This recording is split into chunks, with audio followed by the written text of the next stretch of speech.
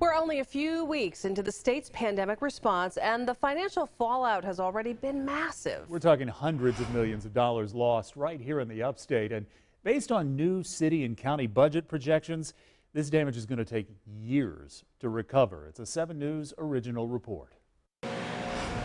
It was March 18th, a Wednesday, nearly 6 weeks ago, when South Carolina restaurants closed their dining rooms, sent staff home, and began a desperate fight to survive. Those that do will need years to rebuild the bottom line. This situation has been devastating.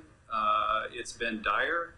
It's had real impact on workforces and ownership groups. It's a fragile industry to begin with. Chris Stone is with Visit Greenville SC, Greenville's tourist bureau. We asked him to join us on FaceTime because when we broke down city budgets, it's the numbers in his industry that jump off the page. Normally, this time of year, travelers fill about 75% of Greenville's hotel rooms. That's down to about 25% now. Those folks mostly staying at hotels along the interstate. That represents a loss of more than 7,500 visitors a day, meaning each day the city loses an estimated $1.8 million in empty rooms and restaurants, about $54 million a month, more than $75 million in the last 6 weeks. And the money lost on overnight stays and downtown dinners will be very slow to return. In 2001 with 9/11, we had about a 12-month period that it took us to get back to even. During the last financial crisis, it took us about 36 months, so about 3 years to get back to even.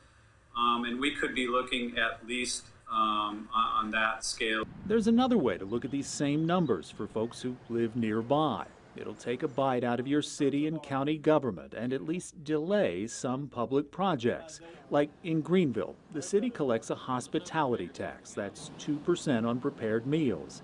This year, the city planned to bring in more than $12 million. New projections are down nearly 24%, a loss of nearly $3 million. And next year, even assuming the restaurants reopen, projections are down more than 42%. The city understands that the way we do business may be permanently altered when it comes to large public events, when it comes to people gathering together for conventions. By large events, we don't just mean conventions and parties. Think of your public parks. Greenville's already planning to delay development of Unity Park. Most cities and counties have something similar.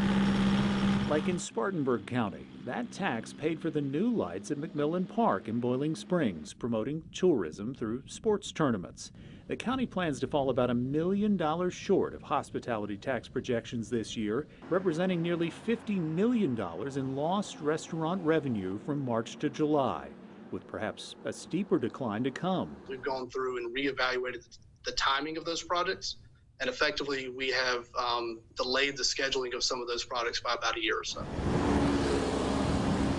In the short term, governments have shifted focus. Instead of luring long-distance travelers, they'll focus on day trips. And instead of selling big events, they'll sell safety, socially distanced seating, and other measures to get diners in the door.